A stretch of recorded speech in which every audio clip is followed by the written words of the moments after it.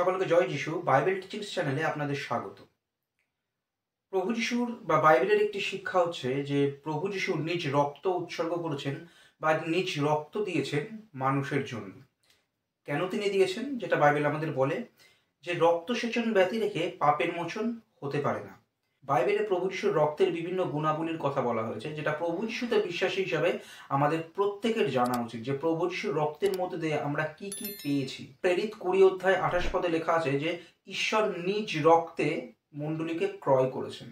ঈশ্বর নিজ রক্তে মানুষকে কিনে নিয়েছেন। অর্থাৎ যতজন প্রভু যিশুতে বিশ্বাসী, যারা যীশু খ্রিস্টকে একমাত্র মুক্তিদাতা হিসেবে বিশ্বাস করে, প্রভু যিশু যে রক্ত সেচন করেছেন, অর্থাৎ তাদের পাপের জন্য তিনি যে উৎসর্গীকৃত হয়েছেন, অর্থাৎ তাদের পাপের মোচন হয়েছে এবং প্রভু যিশুতে বিশ্বাসী ব্যক্তি যীশু খ্রিস্টের ধার্মিকতা পেয়েছে এবং ঈশ্বরের আত্মাও পেয়েছে। ঈশ্বরের আত্মা দ্বারা সেই বিশ্বাসী ব্যক্তির আত্মা মুদ্রাঙ্কিত হয়েছে, অর্থাৎ ঈশ্বর তাকে নিজের করে নিয়েছেন, তিনি কিনে নিয়েছেন। অর্থাৎ মন্দ শক্তির যে কর্তৃত্ব, মানুষ পাপ করার কারণে অনন্ত মৃত্যুর অধীন হয়েছিল, কিন্তু ঈশ্বর পুত্র যিনি পিতার সাথে সমান, তিনি তার রক্ত সেচন করেছেন এবং তার উপরে বিশ্বাসী ব্যক্তিকে তিনি সেই অনন্ত মৃত্যুর হাত থেকে রক্ষা করে নিজের জন্য কিনে নিয়েছেন, যে সেই বিশ্বাসী ব্যক্তি অনন্ত মৃত্যু দেখবে না, বরং সে অনন্ত জীবন পাবে। অর্থাৎ অনন্ত মৃত্যুর হাত থেকে, শয়তানের কর্তৃত্বের হাত থেকে, অন্ধকারের কর্তৃত্বের হাত থেকে তিনি মানব জাতিকে কিনেছেন।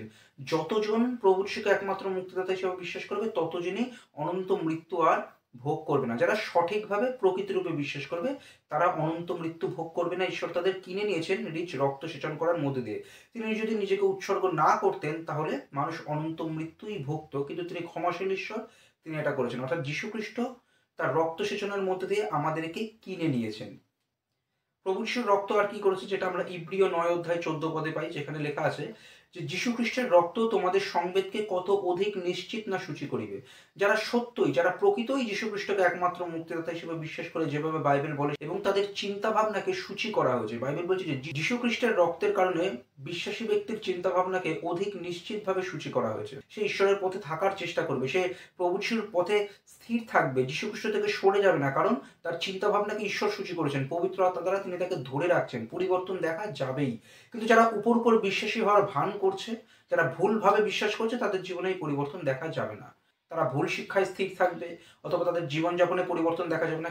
কিন্তু প্রকৃতভাবে যে সঠিকভাবে বাইবেলের বিষয়টা বুঝে বিশ্বাসী হয়েছে, তার জীবনে পরিবর্তন দেখা যাবেই। সে প্রভুতে স্থির থাকবে, কারণ ঈশ্বর তাকে স্থির রাখবেন। প্রভু যিশুর রক্ত আরো কি করেছে? বাইবেলের শিক্ষা দেয় যে প্রভু যিশুর রক্ত আমাদের পাপ থেকে আমাদের মুক্ত করেছে, আমাদের পাপ থেকে উদ্ধার করেছে। যেটা প্রকাশিত বাক্য 1 অধ্যায় 5 পদের শেষের দিকে আমরা পাই যে যীশু খ্রিস্টের রক্ত দ্বারা আমরা পাপ থেকে মুক্ত হয়েছে। আমরা যে পরিমাণ পাপ করেছি, সেই সমস্ত পরিমাণ পাপের শাস্তি প্রভু যিশু নিয়েছেন এবং আমাদেরকে পাপ থেকে মুক্ত করেছেন। এবং প্রভু যিশুতে বিশ্বাসী হয়ে যদি আমরা পাপ করি, আমাদের যেটা করা একদমই উচিত না, সেটাও কিন্তু যীশু খ্রিস্টের সেই, তিনি যে উৎসর্গকৃত হয়েছেন, তিনি যে বলিরূপে নিজেকে উৎসর্গ করেছেন, সেই রক্তের গুণেই ক্ষমা হয়। আমাদের যে প্রভু যিশুকে বিশ্বাস করার পরে আমি যদি পাপ করে ফেলি, তার মানে এই না যে আমাদের বলি দিতে হবে বা অন্য কোনো বলির মধ্যে দিয়ে আমরা ক্ষমা পাই, তা না। প্রভু যিশুর রক্তের গুণেই তখনও আমরা ক্ষমা পাই। অর্থাৎ প্রভু যিশুতে বিশ্বাসী হওয়ার আগে যে পাপ করেছি, তাও প্রভু যিশুর রক্তের গুণে ক্ষমা হয়েছে। প্রভু যিশুতে বিশ্বাসী হওয়ার পরে যদি আমরা পাপ করে ফেলি, তাও প্রভু যিশুর রক্তের গুণে ক্ষমা হয়। আমাদের ক্ষমা চাওয়া উচিত এবং পাপ থেকে অবশ্যই দূরে থাকা উচিত, কারণ তিনি নিজ জীবন উৎসর্গ করেছেন আমাদের আত্মাকে পরিত্রাণ দেওয়ার জন্য, তার রাজ্যে আমাদের নেওয়ার জন্য, এবং বিশ্বাসী ব্যক্তিকে তিনি অবশ্যই ঈশ্বরের রাজ্যে নেবেন। প্রভু যিশুর রক্ত আর কি করেছে আমাদের জন্য? প্রভু যিশুর রক্ত বাইবেলের শিক্ষা অনুযায়ী আমাদেরকে ঈশ্বরের নিকটবর্তী করেছে। প্রভু যিশুতে বিশ্বাসী যদি কোনো ব্যক্তি না হয়, যীশু খ্রিস্টকে একমাত্র মুক্তিদাতা হিসেবে যদি কোনো ব্যক্তি বিশ্বাস না করে, তাহলে সে এখনো নিজের পাপের ক্ষমা পায়নি। কারণ পাপ তো সকলেই করেছে এবং মানুষের ক্ষমার প্রয়োজন। ঈশ্বর সেটা জুগিয়ে দিয়েছেন প্রভু যিশুর মধ্যে দিয়ে। প্রভু যিশুতে বিশ্বাসী ব্যক্তি পাপের ক্ষমা হয়েছে, সে ধার্মিকতা পেয়েছে প্রভু যিশুর নামের গুণে, সে পবিত্র আত্মা প্রাপ্ত হয়েছে এবং পিতার সাথে বা ঈশ্বরের সাথে তার সন্ধি হয়েছে, সে ঈশ্বরের নিকটবর্তী হয়েছে, যেটা বাইবেলের বাক্য বলে। প্রভু যিশুর রক্তের গুণে এক বিশ্বাসী ব্যক্তি বিচার দিনে ঈশ্বরের ক্রোধ থেকে বেঁচে যাবে বা ঈশ্বরের ক্রোধ থেকে সে পরিত্রাণ পাবে বা রক্ষা পাবে। বাইবেলের শিক্ষা অনুযায়ী ঈশ্বর বিচার করতে পৃথিবীতে আসেন এবং তিনি যে ক্ষমাটা দিয়েছেন মানব জাতির কাছে, তিনি যে যীশু খ্রিস্টকে পৃথিবীতে দিয়েছেন, যীশু খ্রিস্টকে বলিরূপে পৃথিবীতে দিয়েছেন, এবং যতজন ব্যক্তি যীশু খ্রিস্টকে বিশ্বাস করবে একমাত্র মুক্তিদাতা হিসেবে, তারা তারা বিচারের দিনে ঈশ্বরের ক্রোধ থেকে মুক্তি পাবে। এটা বাইবেলের শিক্ষা। কারণ সে প্রভু যিশুর নামের গুণে ক্ষমা পেয়ে গেছে, সে প্রভু যিশুর নামের গুণে, প্রভু যিশুর কর্মের গুণে ধার্মিক হয়েছে এবং পবিত্র আত্মা দ্বারা মুদ্রাঙ্কিত হয়েছে। সে যদি প্রকৃত ও সঠিকভাবে বিশ্বাসী হয়, সে ঈশ্বরের রাজ্যে উপস্থিত হবে। কিন্তু যারা হয়নি, তাদের উপরে ক্রোধ করবে, কারণ তারা ক্ষমাটা গ্রহণ করেনি। যীশু খ্রিস্টের মধ্যে দিয়ে ঈশ্বর যে মানুষকে ক্ষমা প্রদান করছেন, তারা সেই ক্ষমাটা গ্রহণ করেনি বলে তারা ক্রোধের সম্মুখে পড়বে নিজেদেরই পাপের কারণে। ঈশ্বর জোরপূর্বক কাউকে ঈশ্বর থেকে দূরে সরিয়ে দেন না। মানুষ ভুল করেছে, এমনকি ঈশ্বর ক্ষমাটা জুগিয়ে দিয়েছে নিজের উপরে শাস্তি গ্রহণ করার মধ্যে দিয়ে। এটাও যদি মানুষ গ্রহণ না করে, তাহলে মানুষ নিজেদেরই দোষের কারণে ঈশ্বর থেকে বিচ্ছিন্ন হবে এবং ঈশ্বরের চরম ক্রোধের সম্মুখে পড়বে, ঈশ্বর থেকে বিচ্ছিন্ন হবে এবং যন্ত্রণার স্থানে গিয়ে পড়বে। শেষ দিনে, বিচারের দিনে প্রত্যেকটি মানুষকে, যারা প্রভু যিশুতে বিশ্বাসী হয়েছে কি হয়নি, প্রত্যেককেই শারীরিকভাবে তোলা হবে।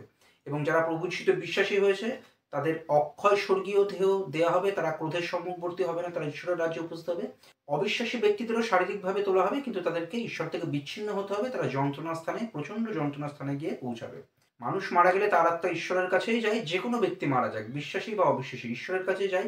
এবার ঈশ্বর বিশ্বাসীর আত্মাকে শান্তির স্থানে রাখেন, অবিশ্বাসীর আত্মাকে যন্ত্রণার স্থানে রাখেন। প্রত্যেককে তিনি শেষ দিনে শারীরিকভাবে উত্থাপন করেন।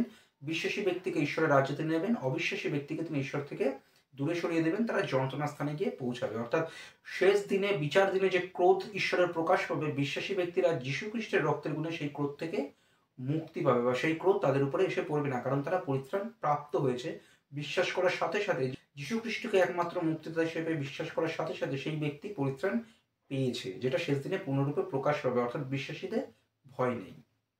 বাইবেল শিক্ষা দেয় যে যীশু খ্রিস্টের রক্তের গুণে বিশ্বাসী ব্যক্তিদের ধার্মিক করা হয়েছে বা পবিত্র করা হয়েছে। প্রভু যিশু সমস্ত মানব জাতির হয়ে পিতা ঈশ্বরের বাক্য পালন করেছেন, কারণ মানুষ কোনোদিনও নিজেদের ক্ষমতায় ঈশ্বরের বাক্য পালন করে এতটা পবিত্র হতে পারে না যে ঈশ্বর তাকে গ্রহণ করে নেবেন তার রাজ্যে। এটা বাইবেল স্পষ্ট রূপেই বলে, মানুষ অনুগ্রহের উপরে ভিত্তি করে ঈশ্বরের রাজ্যে উপস্থিত হতে পারে, নিজের কর্মের উপরে ভিত্তি করে না।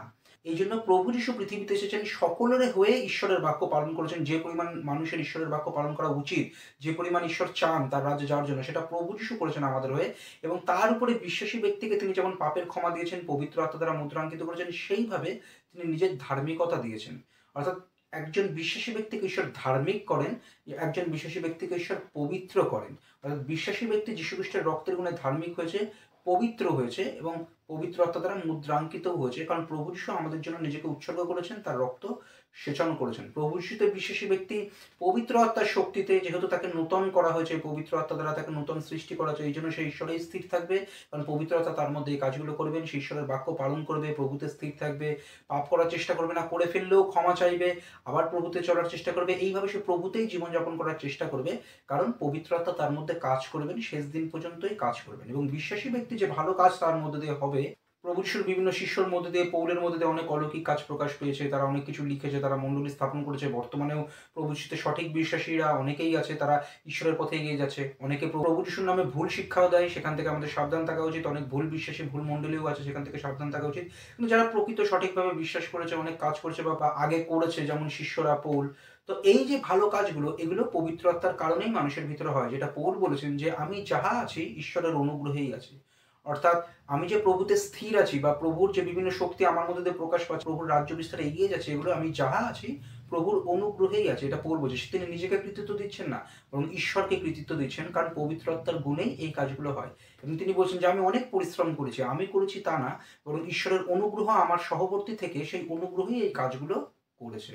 অর্থাৎ প্রভুতে বিশ্বাসী হওয়ার পর পবিত্র আত্মার শক্তিতে যে কাজগুলো একটা মানুষের মধ্যে দিয়ে হয়, সেগুলোর জন্য ঈশ্বরকে কৃতিত্ব দেওয়া উচিত, নিজেকে সেইগুলো নিয়ে অহংকার করা উচিত না। কারণ আলটিমেটলি ঈশ্বরই ওই কাজগুলো আমাদের মধ্যে দিয়ে করছেন। তিনি পবিত্র আত্মার মধ্যে দিয়ে আমাদের সেই শক্তি যোগাচ্ছেন, সেই বুদ্ধি যোগাচ্ছেন, সেই ক্ষমতা যোগাচ্ছেন, যাতে আমরা পাপ থেকে দূরে থাকি এবং বিভিন্ন ঈশ্বরের রাজ্য বিস্তারের বিভিন্ন কাজে এগিয়ে যাই, আত্মিকভাবে বৃদ্ধি পাই। এবং এই কাজগুলো করার জন্য আমরা ঈশ্বরের রাজ্যে যাই না, যেটা বাইবেল বলে। আমরা বিশ্বাস করেছি যীশু খ্রিস্টকে একমাত্র মুক্তিদাতা হিসেবে। যীশু খ্রিস্ট যে আমার হয়ে বাক্য পালন করেছেন, যীশু খ্রিস্ট যে আমার হয়ে শাস্তি ভোগ করেছেন, তার কাজের জন্য আমরা পরিত্রাণ পেয়েছি এবং ঈশ্বরের রাজ্যে উপস্থিত হব। যীশু খ্রিস্টের কৃতিত্ব এখানে, আমাদের কোনো কৃতিত্ব না। অর্থাৎ যীশু খ্রিস্টের রক্তের গুণে আমাদেরকে ধার্মিক করা হয়েছে, কারণ প্রভু যিশুতে বিশ্বাসী ব্যক্তি ধার্মিকতা পেয়েছে, পাপের মোচন পেয়েছে, পবিত্র আত্মা দ্বারা মুদ্রাঙ্কিত হয়েছে। অর্থাৎ যীশু খ্রিস্টের রক্তের এই বিভিন্ন গুণাবলী, যেটা আমাদের জানার প্রয়োজন, আশা করি আমরা জেনেছি যে বাইবেলের শিক্ষা অনুযায়ী যীশু খ্রিস্টের রক্তের মধ্যে দিয়ে ঈশ্বর বিশ্বাসী ব্যক্তিকে কিনে নিয়েছে, তার চিন্তা ভাবনাকে সূচি করেছে, তাকে পাপের ক্ষমা এনে দিয়েছে, তাকে ধার্মিক পবিত্র করে তুলেছে, ঈশ্বরের সাথে তার সন্ধি হয়েছে। এবং বিচার দিনে ঈশ্বরের যে ক্রোধ অবিশ্বাসীদের প্রতি পড়বে, সেখান থেকেও যীশু খ্রিস্টের রক্তের গুণে যেহেতু আমরা পরিত্রাণ পেয়েছি, আমরা সেই ক্রোধ থেকে মুক্তি পাবো। প্রভু যিশুর নামে পবিত্র আত্মার শক্তিতে আমরা পিতাকে ধন্যবাদ জানাবো, তার গৌরব প্রশংসা করব। পিতা পুত্র পবিত্র আত্মায় যে এক ঈশ্বর, এক ইহোবা বা ইয়াহওয়ে একমাত্র সত্যময় ঈশ্বর, তার ধন্যবাদ করতে আমরা বাধ্য। কারণ তিনি আমাদের সুন্দর রূপে, তিনি নিজে যন্ত্রণা সহ্য করে তার প্রেম প্রকাশ করে আমাদেরকে মুক্তি দিয়েছেন, এবং এই বার্তা যেন আমরা প্রত্যেকের মাঝে দিতে পারি, কারণ যীশু খ্রিস্টই আমাদের আত্মার মুক্তির একমাত্র পথ।